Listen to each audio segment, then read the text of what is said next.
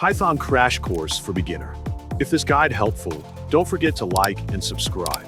Python is a programming language used for creating applications and automating tasks. To start programming in Python, you need to install Python from the official website and download a text editor like VS Code. Python's syntax includes variables for storing data, different data types like strings and integers, and input/output functions for displaying information. Open VS Code and create a new text file. Select a language to specify you're writing Python code. To print a variable, type print variable_name. Run your code by clicking the Run button in the top right corner. To add string data, type your variable equals string input. For example, name equals Alexander Lawrence.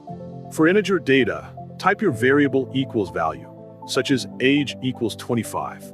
Display variables on the command prompt using print variable_name, like print name and age.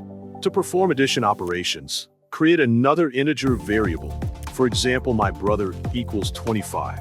Then add total variable equals variable name plus variable name, such as our age equals age plus my brother. Add conditionals by typing code that follows this structure. If this condition is true, do this, else do something else. Create loops by typing code that prints the iteration number of variable I in range of 5.